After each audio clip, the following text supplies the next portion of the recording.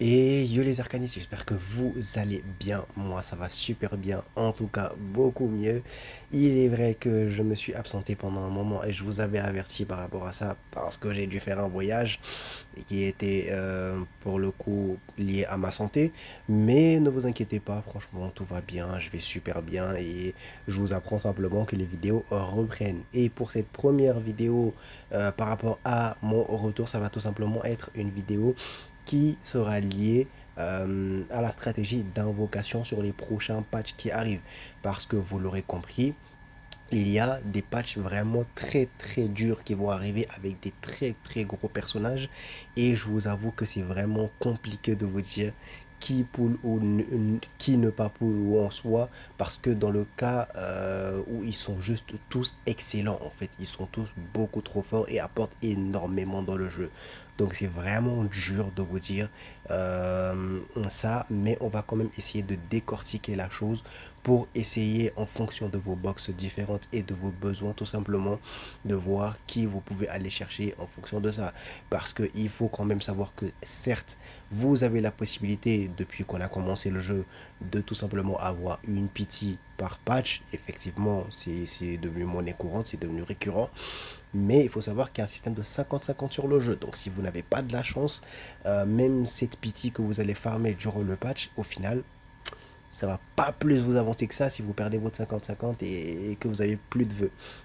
Donc oui, effectivement, le jeu est généreux, mais vous ne pourrez pas vous garantir tous ces personnages-là à chaque fois. D'autant plus que certains sont côte à côte, donc première bannière et deuxième bannière. Donc c'est très très dur et il va falloir faire des choix malheureusement, parce que si vous n'avez pas de chance, ça va être très très compliqué. Donc on va vraiment essayer de se concentrer sur les humains, mais vraiment je parle des humains, des gens normaux qui ne dropperont pas à chaque multi. Hein, Sabri, hein, Luffy, vous me suivez? Donc là, les gars, on va essayer de décortiquer ensemble, évidemment. Donc là, maintenant, ce que je vais faire, c'est que je vais aller sur les 6 étoiles. En sachant que bientôt, on aura, dans quelques jours, on aura la version 1.6 qui va arriver avec le prochain personnage et qui est d'ailleurs le premier True Limited du jeu, Jiu Nyangzi, qui est alors ici, Jiu, où es-tu? Pourquoi te caches-tu? Elle est là, Jiu Nyangzi. Donc Jiu va être le premier personnage True Limited du jeu, sachant que le second est bien évidemment ma belle Lucy. Lucy, je ne sais pas s'ils l'ont déjà ajouté sur Pride Wayne. Elle est là. Donc Lucy, ce sera la deuxième True Limited qui sera en 1.9. Mais on va y aller patch par patch avant que je vous donne mon avis évidemment. Donc Jiu, ça va être un personnage qui est extrêmement puissante, qui est d'ailleurs parmi, que lorsqu'elle va sortir, elle sera bien sûr et absolument au-dessus de tout le jeu. Elle sera définitivement le meilleur perso du jeu, le DPS le plus puissant du jeu. Elle n'aura aucun égal. Dio, ce sera la number one. Elle n'aura pas d'égal, elle n'aura pas de rival. Ce sera Dio et personne d'autre. Donc elle est extrêmement puissante et pour ça, pendant très très longtemps, on aurait conseillé bien sûr sans aucune hésitation d'aller la chercher, évidemment. Et bien sûr, c'est toujours le cas. Dio fait toujours partie des 3 meilleurs DPS du jeu et elle est toujours totalement broken. Elle est forte partout. C'est Dio. Donc oui, elle est toujours totalement pétée. Si on vous regarde sur Pride Win, si ils sont pas cons, bah, ils l'ont juste gardé S+, en fait. Donc S+, vous voyez. Donc S+, Duo, totalement craqué, vraiment beaucoup trop forte pour le jeu. C'est normal. Duo, ça va être un DPS très très fort et de l'élément mineral qui va appliquer des dégâts reality. Donc c'est quelqu'un qui va taper très très très très fort. Autant en mono-cible qu'en multi-cible. Donc elle est la meilleure DPS du jeu sur les deux plans, mono-cible et multi-cible, qui power creep tous les autres DPS du jeu, tous les Calabaona, Melania, etc. Bref, c'est la meilleure, c'est la GOAT. Ensuite, après Duo, on aura tout simplement Getian. Getian qui est bien, sans plus. Honnêtement, Getian, je ne la conseille pas forcément. Enfin, je ne le conseille pas forcément parce que je trouve que le personnage, en fait, il est bon. Il est très très bon. Mais lorsque vous avez déjà un Shamana, moi je vois pas vraiment l'utilité d'aller chercher un Getian. Là où les deux vont faire du support, certes Getian est très bon et surtout bien meilleur que Shamana dans certaines compositions spécifiques. Mais en réalité, si vous avez déjà un personnage support Beast, il n'y a pas d'intérêt à aller chercher un autre si vraiment vous n'êtes pas juste giga fan de Diketian. Il est bon, il est très bon même. Vous voyez là, il est S, mais ça va pas non plus totalement changer le game, quoi. C'est voilà, il est bien sans plus, honnêtement. Pour moi, c'est ça, Getchan. Il est bien. Franchement, il va vous aider. Mais si vous avez déjà Shamana, ça n'a aucun intérêt d'aller chercher Getchan. Sauf si vous voulez juste changer de gameplay et que vous vous lassez du gameplay de Shamana. Ou encore, même si vous n'avez pas Shamana, si vous avez déjà des supports à côté comme Anli, etc. Donc, franchement, c'est pas à ce stade-là, vu les gros personnages qui arrivent, Getian, c'est pas le must. Franchement, vous pouvez le skip sans problème. Il n'y a pas de souci. Donc là, après ça, on a tout simplement la 1.7. Et la 1.7 qui va arriver, évidemment, avec de gros persos, encore une fois, qui vont être tout simplement... Excusez-moi, j'ai dû me moucher. Du coup, la 1.7, ça va tout simplement être Isolt ici, qui est très forte également et qui va être Marcus aussi. Donc là, on a vraiment deux énormes personnages sur un même patch. C'est juste une folie, les gars. Je comprends pas. Là, on a vraiment deux énormes personnages et c'est très dur de faire le choix, vraiment très dur parce qu'on a déjà Isolt qui sera le premier personnage Spirit à sortir dans le jeu depuis le début du jeu avec A Knight qu'on avait déjà depuis le début. Et Isolde a la particularité d'être un incroyable personnage, mais vraiment juste trop forte. Elle va accompagner notamment Spatodea qui sera sa meilleure partenaire étant donné qu'elle a une mécanique de brûlure. Donc elle va faire très mal. J'ai déjà fait une preview sur le personnage, donc je ne vais pas revenir en détail sur elle. Elle va apporter du debuff sur les ennemis, elle va faire de gros dégâts alors qu'elle est support. Franchement, Isolde c'est une valeur sûre et elle est juste trop forte. Si je regarde ici, normalement ils l'ont mis minimum S, voire S+. Pour moi c'est une S+. Voilà, S+, S+. Franchement, là, ça va. Là, Pride c'est deuxième fois que... Ok, d'accord, là, c'est pas mal, ok. Donc là, honnêtement, le personnage est juste super forte. Elle va dans énormément de compositions, pas forcément avec Spato seulement ou que dans les teams reality, mais elle est vraiment super forte. Elle va avec Spato, elle va avec Diu, elle va avec quasiment tous les DPS reality et même plus encore. Donc elle est vraiment très forte. Elle va même avec Lucy qui vient d'arriver. Franchement, elle va avec beaucoup de personnages et elle est très flexible, très forte. Il n'y a aucun problème avec elle. Donc en continuant, on a tout simplement Marcus. Marcus, pourquoi Marcus, je disais que c'était difficile de faire le choix. Parce que bon, on va me dire, ah mais on a déjà, pour ceux qui ont déjà Changeling, on fait comment? Est-ce qu'on va aller chercher Marcus malgré tout? Alors, Changeling, où est-ce qu'elle est? Changeling, elle est... Là, on va faire simple. Elle est là. Donc j'ai déjà Changeling Jessica. Est-ce que ça a vraiment de l'intérêt d'aller chercher Marcus? Alors oui, ça a de l'intérêt les gars, ça a énormément d'intérêt. Parce que je vais pas vous mentir, entre Marcus et Jessica, c'est le ciel et la terre. Mais elle la dépop, mais en... Il n'y a même pas de comparaison à faire. Tellement elle la power creep. Marcus est beaucoup plus forte que Jessica dans tous les domaines mono-cible. AOE, elle est beaucoup plus forte qu'elle dans tous les domaines. Et d'autant plus que justement, plus tard, il va y avoir un personnage qui va sublimer Marcus encore plus, dont on va parler plus tard évidemment, mais qui va d'autant plus sublimer encore plus Marcus et tout simplement rendre le personnage encore plus débile qu'elle ne l'est. Il n'y a pas photo. Si vous n'avez pas Jessica, Marcus, c'est obligatoire, c'est un must-have. Vous n'avez pas le choix, les gars. Parce que regardez en termes de DPS, euh, comment dire, plante, qu'est-ce qu'on a? On a Jessica. Ouais, Jessica, elle est forte. Si vous avez Jessica, moi, honnêtement, je conseille quand même d'aller chercher Marcus. Elle est juste beaucoup trop forte. Il n'y a pas toutes les complications que Jessica a dans son kit. Ah, mais il faut jouer Sotebi qui est nul à chier. On va pas se mentir. On va se dire la vérité, les gars. Aujourd'hui, je suis là pour dire la vérité. Sotebi est pu. On va se dire la vérité clairement. Son heal pue, son poison n'est utile qu'à Jessica. Franchement, elle est pas dingue. Donc clairement, honnêtement, elle pue. Donc une team Jessica Sotheby, est-ce que ça a encore de la valeur aujourd'hui? Honnêtement, je ne trouve pas parce qu'il y a trop de setup à faire pour finalement beaucoup moins de pertinence qu'une Marcus qui va juste rentrer dans le tas et totalement oblitérer tout le monde sans vraiment besoin de se casser la tête. Donc oui, honnêtement, je trouve que même si vous avez Jessica, il faut aller chercher Marcus, surtout pour le fait de ne plus avoir à se casser la tête avec ce TB. Vous ne voulez plus jouer cette TB. Croyez-moi, vous ne la voulez plus. Elle est nulle. Donc là, Jessica déjà, en termes de DPS, c'est pas dingue. Ensuite, on continue avec Drovis. Drovis, sur certains patchs, on a effectivement la pétrification qui revient dans la méta et qui est assez intéressante, mais c'est toujours pas ça. Niveau dégâts, Drovis, elle est pas dingue non plus. Et surtout, comparé à Marcus, ses dégâts sont vraiment ridiculement faibles, mais vraiment ridicules. Ouais, donc franchement, c'est pas dingue, ça arrive pas à suivre Drovis actuellement. Si tu veux l'amener en raid, bon courage pour faire le SSS avec Drovis. Vraiment bon courage. Il va falloir détrailler, se casser la tête pour faire un SSS que Marcus va faire en baillant. Donc au final, est-ce que c'est encore utile d'aller chercher Marcus si vous avez Drovis? Oui, c'est encore plus que rentable. Donc oui, effectivement. Et pour le reste, on n'a rien d'autre. Andy, c'est un sub DPS support. Donc Vayla, c'est un support healer. Sotebi, on va même pas en parler. Elle m'énerve. Donc ensuite, on a quoi? Ici, on n'a rien d'autre. Conjura, c'est un sub DPS enabler.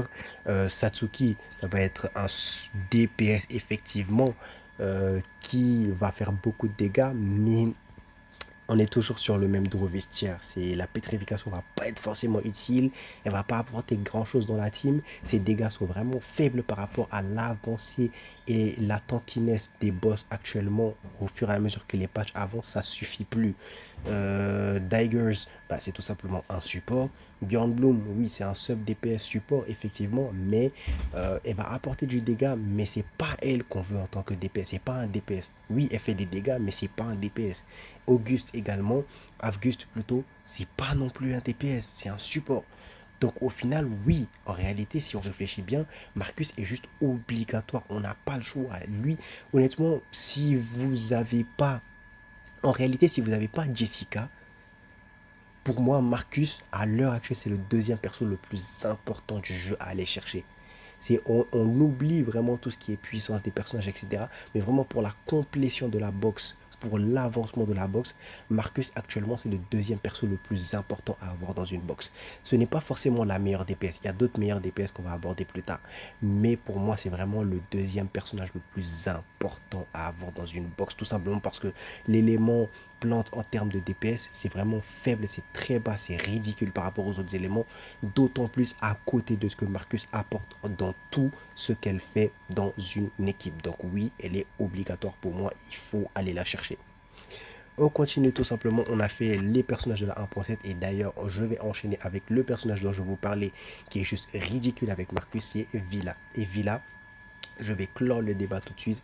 Pour moi, Villa, c'est le meilleur personnage du jeu. Elle n'a pas d'égal. C'est elle le meilleur personnage du jeu. C'est la top 1. C'est vraiment Villa. Vous êtes obligé d'aller là. Pour moi, c'est le personnage le plus important actuellement à avoir dans sa box. Il n'y a personne de plus important que Villa à aller chercher. C'est elle et personne d'autre. Si vous devez skip tous les autres pour vous l'assurer, faites-le. Faites-le. Villa, c'est le personnage le plus important du jeu. Elle débloque littéralement 95% des teams qui n'étaient pas jouables avant. Par exemple, elle va être extraordinaire avec des personnages comme Drovis qui excellait pas forcément, mais elle va le rendre super jouable. Alors que Drovis, pourtant, c'est pas celle qui va vraiment faire briller le kit de Drovis, de Villa. Et encore un autre personnage, tout simplement, bah ça va être, excusez-moi, Ezra. Ezra qui va redevenir extrêmement méta grâce à Villa. Avec Ezra, vous faites le raid sans aucun problème avec Villa derrière. Mais vraiment sans souci, vous avez l'impression Ezra c'est le meilleur perso du jeu. Tellement c'est simple quand il y a Villa derrière. Et du coup, en fait, le personnage débloque énormément de compositions possibles. Déjà, elle est surtout dédiée au team mental, effectivement, mais il n'y a pas de problème, on peut la jouer dans les teams reality sans aucun stress. Le petit truc de jouer dans une team mentale avec Villa, c'est tout simplement au début du jeu pour qu'elle rush ça se paye enfin beaucoup plus vite au début. Mais vraiment, à partir de là, quand il va avoir sa première spé, il n'y a plus aucune contrainte de ah, mais il faut la jouer dans une team mentale ou reality. Non, c'est pareil. Donc, elle est juste trop forte dans toutes les teams du jeu.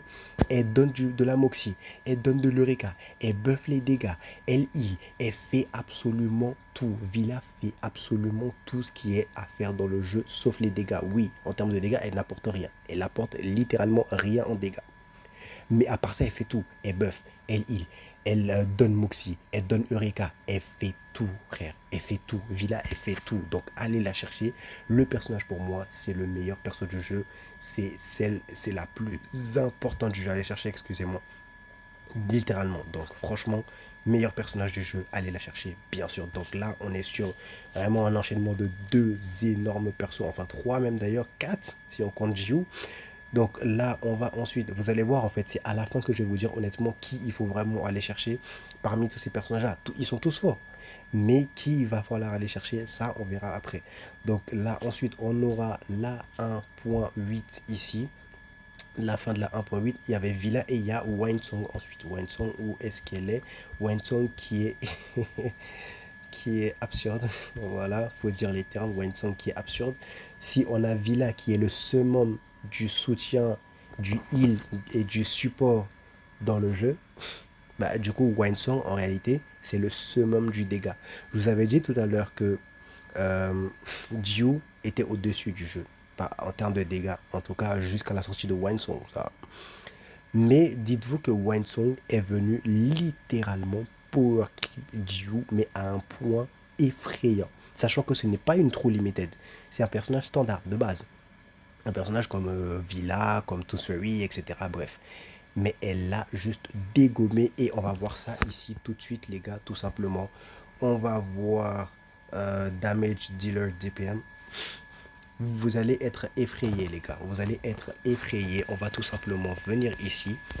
Vous voyez là, là. On a tout simplement Marcus qui est là. Tiens, on va voir Marcus aussi en même temps. Marcus, elle est vert clair. Jiu Nyangzi, elle est gris. Ouais, je crois que c'est du beige clair. Et Winesong, elle est bleue. On descend, les gars.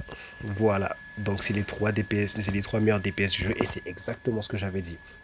Marcus qui est là, troisième, qui peut creep tout le reste du jeu en termes de mono-cible.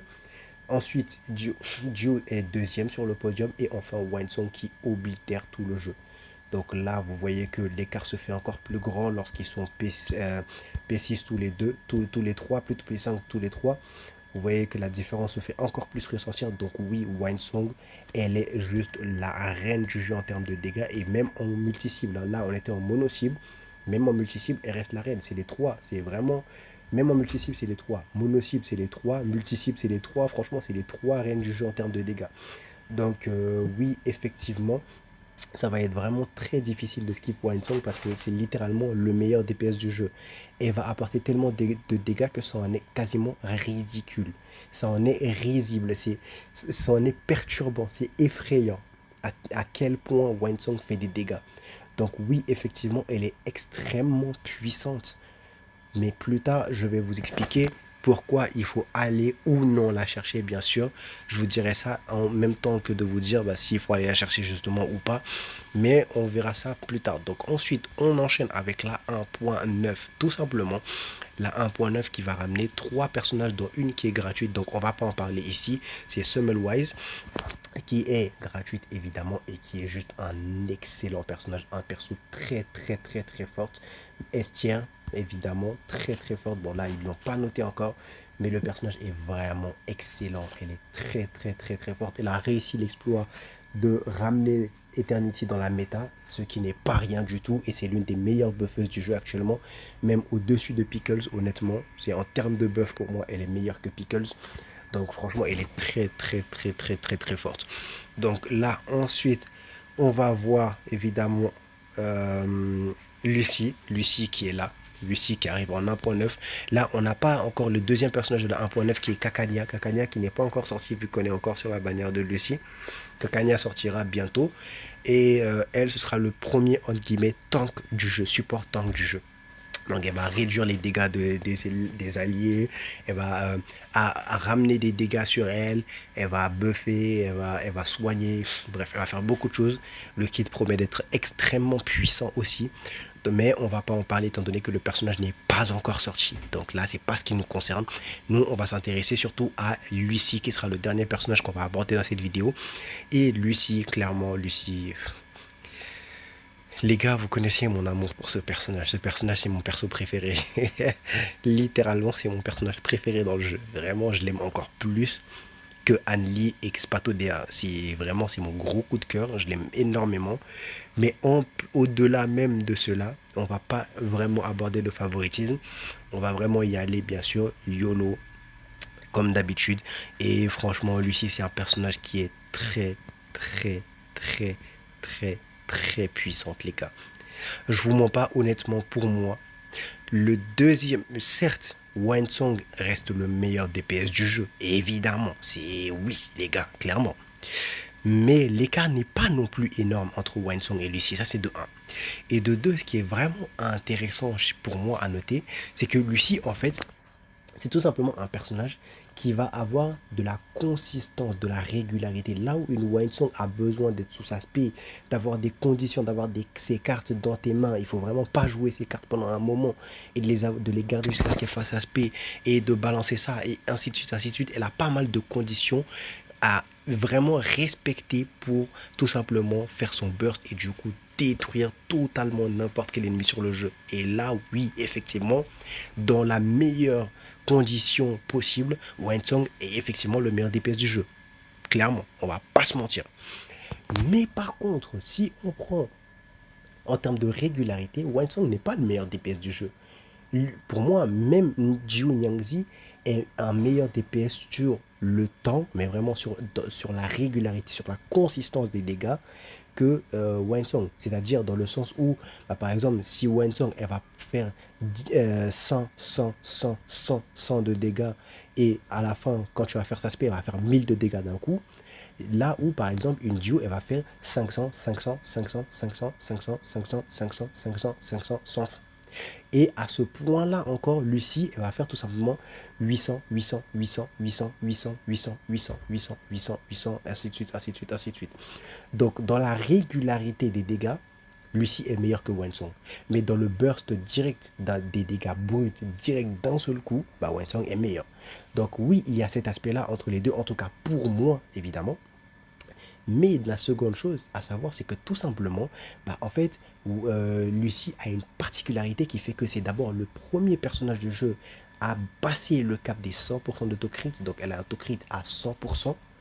Lorsque vous la montez avec sa Psycube, etc. Donc, résonance 10. Hein. Après, si vous montez résonance 15, elle a plus d'autocrit, évidemment. Mais elle passe déjà les 100% d'autocrit avec sa résonance 10. Donc, déjà, ça, c'est quelque chose de notable. Elle crit à 100%. Donc, à chaque fois, elle crit. Ça, c'est de 1. La deuxième chose à savoir, c'est que Lucy, tout simplement, elle a un afflatus avantageux sur tout le jeu. Je m'explique. Lucy est en constante avantage afflatus contre tous les éléments, que ce soit plante, que ce soit spirit, que ce soit nanani nanana, je sais pas quoi, elle en a rien à faire. Elle est en avantage à chaque fois, ce qui fait qu'elle fera des dégâts supplémentaires à chaque fois. Ces dégâts seront des dégâts positifs, des dégâts sous afflatus avantageux à chaque fois. Donc oui, effectivement, le fait d'avoir un avantage élémentaire sur tout le jeu, c'est vraiment très très fort. Ça, c'est de 2. La troisième chose, c'est qu'elle a la particularité d'enchaîner les attaques de suivi avec des bonnes teams. Elle a plusieurs teams possibles. Elle a beaucoup de teams possibles d'ailleurs. Vraiment beaucoup de teams. Mais elle a la particularité d'enchaîner de façon très facile, très rapide, les attaques de suivi qui vont faire très très très très mal et du coup d'optimiser encore plus sa consistance de dégâts, encore plus qu'elle ne l'est déjà et du coup faire vraiment très très mal tout le temps. Donc franchement, le personnage est très très fort. Elle va apporter beaucoup à votre équipe en termes de DPS. Elle va apporter également de la tankiness parce que niveau niveau stats, elle en a quand même à revendre. Donc franchement, c'est un personnage qui est extraordinaire. Et pour moi, tout simplement, Lucy, c'est le deuxième meilleur personnage du jeu après Villa. Pour moi, il n'y a rien à... Il n'y a pas à chercher loin. C'est Lucy. C'est le deuxième meilleur perso du jeu après Villa. Donc franchement, il faut aller la chercher évidemment. Donc là, on a fini tout simplement avec tout ça, les gars. Et là, je vais vous dire tout simplement ce que j'en pense et les personnages dans l'ordre de priorité, selon moi. Ça va pas être par patch, mais selon moi, l'ordre de priorité, encore une fois, des personnages à aller chercher. Donc, en fonction de ça, vous pourrez stacker, skip ce que vous voulez, etc. Mais moi, je vous donne simplement mon avis. Après, vous en faites ce que vous voulez, évidemment. Mais pour moi, je vais vous donner les personnages à ne vraiment pas rater. Mais vraiment pas rater. Alors, du coup, le premier personnage, évidemment, ça va tout simplement être Villa, comme je vous ai dit. Là, je vous avais spoilé tout à l'heure, mais Villa, pour moi, c'est le personnage à ne pas manquer. Quoi qu'il arrive, ne la manquez pas. Que vous ayez pas Jessica, que vous ayez Jessica, que vous ayez Juvis, que vous ayez pas Juvis, on s'en fout totalement. Allez la chercher. Donc, elle est en 1.8. Je crois qu'elle arrive dans 2 patchs. Vous avez largement de croix à stacker pour elle, franchement. Donc, franchement, allez la chercher. Ensuite, on a tout simplement Marcus. Marcus également, pour moi, qui est vraiment très important à aller chercher. Mais le deuxième personnage qui est pour moi vraiment important à aller chercher, c'est Lucy. Lucy qui arrive en 1.9. Donc Lucy, pour moi, c'est le deuxième personnage le plus important à aller chercher. Plutôt le troisième personnage le plus important à aller chercher. Bien vrai que j'avais dit que c'est le deuxième personnage le meilleur de... Enfin, je m'en mêle, excusez-moi. C'est le deuxième meilleur personnage du jeu, je l'avais effectivement dit. Mais pour moi, le deuxième personnage le plus important à aller chercher, c'est Marcus. Tout simplement avec tout ce que je vous ai dit tout à l'heure. Donc Villa, il faut aller la chercher en 1.8. Marcus, il faut aller la chercher en 1.7 évidemment. Et enfin, tout simplement, Lucy, il faut également aller la chercher en 1.9. Donc ces trois personnages-là, pour moi, ils sont obligatoires dans toutes les box, les gars. Franchement, si vous ne les avez pas, vous ressentez leur poids, en fait. Vous ressentez vraiment leur poids. Ils sont vraiment très, très importants. Maintenant, est-ce que le fait de vous avoir dit de ne pas aller chercher les autres personnages, est-ce que pour autant ils sont mauvais? Non, ils ne sont pas mauvais. Je vais m'expliquer pourquoi j'ai dit de ne pas aller les chercher par rapport à ces trois-là. Déjà parce que ces trois-là vont apporter beaucoup plus à votre compte que la première chose. La deuxième chose, c'est que imaginons par exemple Jiu Yangzi qui est actuellement le meilleur DPS du jeu lorsqu'elle va sortir sur la globale. Oui, effectivement. Mais ensuite, ce qu'il faut noter, c'est qu'elle est toujours l'une des meilleures DPS. Hein. Ne me faites pas dire ce que je n'ai pas dit. Mais tout simplement, regardez bien. Ici, on a Jiu Yangzi en 1.6. Mais en réalité, on a actuellement Calabaona qui est un DPS qui est actuellement en perma. Donc, ce qui est à noter, c'est que oui, en fait, Calabaona, elle fait largement le café. Jusqu'à maintenant, encore, elle tient en termes de dégâts. Elle est toujours très très forte. Oui, effectivement, si on la compare à une Winsong ou une Lissy, elle est bien moins puissante. Et même d'ailleurs, elle est moins puissante que Jiu, effectivement. Mais elle suffit largement à clear même le contenu qu'il y a actuellement en 1.6, voire 1.7, 1.8. Elle suffit largement pour le minéral. Les lames également, elle suffit largement. Donc franchement, il n'y a pas de problème à avoir si vous avez Calabaona. Vous n'avez pas besoin d'aller chercher Jiu Yangzi. Et d'ailleurs, même si vous n'avez pas Calabaona, c'est pas grave parce qu'elle va tomber. Là, actuellement, elle est en perma, elle est dans toutes les bannières, donc elle va quand même tomber à un moment. Et même après ça, vous avez quand même Eternity. Eternity qui n'est pas un mauvais personnage, qui est très très bien et qui peut vous permettre de clean tous les contenus. Vous avez besoin de personnages de cet élément minéral là. Donc effectivement, et en 1.9 en plus, on va avoir Wise qui est un très très bon DPS en plus d'être un support. C'est d'abord un support, mais c'est un excellent DPS qui fait vraiment le café, qui fait ce qu'on lui demande. Elle est très très forte. Donc dans tous les cas, elle aussi, vous l'aurez. Certes, pas maintenant, mais vous l'aurez. Alors que Jiu, effectivement, c'est un personnage limited, true limited, je précise, qui, même à l'heure actuelle, pour la 1.9, avec la sortie de Lucy, Jiu n'est pas revenu dans le jeu, effectivement. Mais ce qu'il faut savoir avec la bannière de Jiu, c'est qu'elle est vraiment... C'est un piège. Parce que sur la bannière de Jiu ne partage pas la même pitié que les autres bannières. Donc, lorsque Jiu va arriver dans quelques jours, à la fin du mois, tout simplement, en fait, Jiu, vous allez commencer à 0 de pitié sur le personnage. D'abord. Ensuite, vous serez en 50-50. Donc que vous ayez déjà des réserves de clear drop ou pas, le jeu en a rien à foutre. Duo, vous commencez, vous êtes en 50-50 et vous êtes à 0 de pity. Donc littéralement, vous faites une pity sur le personnage, vous pouvez rater votre pity et ne pas avoir le personnage. Vous serez obligé de faire encore peut-être une autre pity, du coup 2 pity pour avoir Duo. Du coup, Duo va vous coûter au pire des cas 2 pity. Au meilleur des cas, elle va vous coûter peut-être plusieurs multi. On ne sait pas. Franchement, c'est vous et votre chance. On ne sait pas. Peut-être même que certains vont dropper sur la multi gratuite qu'on aura sur elle. On ne sait pas. Mais honnêtement, est-ce que vous voulez vraiment tenter cette aventure-là?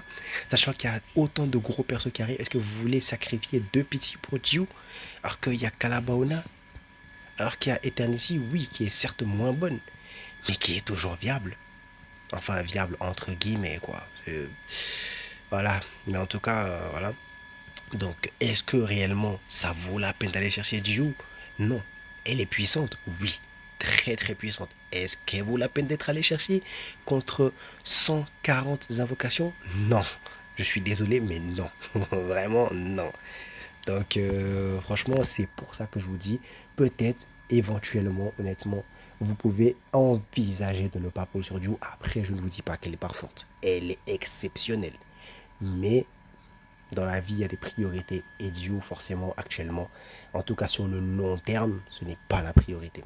Ensuite, pourquoi je n'ai pas dit d'aller chercher Getian? Bon, Getian, honnêtement, je vous ai dit tout ce qu'il fallait savoir. Hein. Pour moi, c'est un Shamana V2. Vous pouvez fermer les yeux, quoi.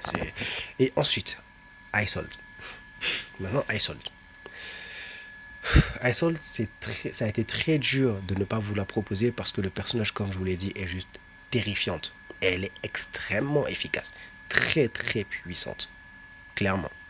Mais pour moi, en réalité, est-ce que réellement c'est rentable d'aller chercher Isold? Parce qu'en réalité, si on regarde bien, les meilleurs teams d'Isold, c'est surtout les teams avec Jiu, que vous n'allez sans doute pas pull si vous avez compris un peu ce que j'ai dit. En tout cas, si vous suivez mon conseil, ce qui n'est absolument pas obligatoire. Hein. Je le redis, hein, c'est pas obligatoire de m'écouter. Hein. Mais si vous suivez mes conseils, vous n'aurez pas Duo. Donc, vous n'aurez pas Duo et potentiellement, vous n'aurez pas Spato si vous n'avez pas pour le Spato. Donc, ça, c'est les deux meilleurs DPS qui vont bien avec Isold. Donc, honnêtement, est-ce que c'est rentable d'aller chercher Isold qui met sur... En fait, Isold, elle est forte avec tous les DPS du jeu. On va pas se le mentir, on va pas se le cacher, on va pas se mentir. Elle est forte avec tous les DPS du jeu. Mais les deux DPS qu'elle sublime le mieux, vous les aurez potentiellement pas. Donc, est-ce que en réalité, ça va être vraiment game changer d'aller chercher Isold alors que vous avez déjà des buffers, peut-être par exemple comme Shamana ou comme Bjorn Bloom ou des supports comme Anli, comme Pickles, etc. Donc vraiment, il y a tellement de supports de ce type-là que vous en avez forcément un ou deux. Donc, est-ce que dans tout ce lot-là, Isold, elle est vraiment autant... Est-ce que... Ce que je veux dire, c'est est-ce que réellement, elle change vraiment votre box à 100%, mais vraiment du tout au tout, alors que vous avez ni Spato, ni Dio, et que Lucie n'est pas encore arrivée. Est-ce qu'elle change vraiment votre compte à ce point? Non. Est-ce qu'elle est vraiment plus forte que tous les autres? Oui, elle est plus forte que tous les autres. Mais est-ce qu'elle change drastiquement votre compte? Non. Donc pour moi, ce n'est juste pas une priorité si on la compare à tous les autres. Attention, encore une fois, je le redis, je m'adresse aux free-to-play qui n'ont pas les ressources pour aller chercher ces personnages. Si vous êtes cash player, que vous pouvez s'acheter sur le jeu, là oui, allez tous les chercher. Ils sont tous extraordinaires, à part Getian, on s'en fout un peu. Mais allez tous les chercher, évidemment, ils valent tous la peine. Ils apportent tous quelque chose à votre box. Mais est-ce que pour un free-to-play qui a des ressources moindre ou même un petit cash player, c'est rentable d'aller tous les chercher? Non, les gars, non. La priorité, c'est Villa, c'est Marcus, c'est Lucie. Le reste, oui, ils sont forts, mais voilà, c'est une question de priorité. En tout cas, moi, je vous dis clairement comment je vois la chose et comment je vais aborder la chose potentiellement. Je pense que honnêtement, juste la multi gratuite sur Duo, je vais la faire et ensuite je vais fermer les yeux sur sa bannière. Mais en tout cas, c'est comme ça que moi, je vais aborder la chose. Et c'est comme ça que je trouve la manière, en tout cas, c'est comme ça que je vois la manière la plus rentable d'apporter la chose par rapport au free-to-play et petit cash player. Si vous avez une vision différente, n'hésitez surtout pas à en parler en commentaire, les gars. Je me ferai un plaisir de vous répondre, évidemment. J'espère que la vidéo aura été claire et concise et que j'aurai apporté les éléments qu'il vous fallait pour faire votre choix. Car effectivement, même si je parle, le dernier choix vous revient et c'est en tout bien, tout honneur et évidemment. Donc d'abord, la première chose, c'est le plaisir, les gars. N'oubliez pas, si vous préférez Isold à Marcus, allez chercher Isold, c'est le plus important. Donc ouais, vous inquiétez pas, ça va pas vous empêcher de faire le contenu parce que vous n'avez pas Villa, c'est absolument pas le cas, ça va pas vous empêcher de lire le contenu, vous inquiétez pas. Donc moi je vous laisse là, les gars, je vous dis à la prochaine. Tchuss.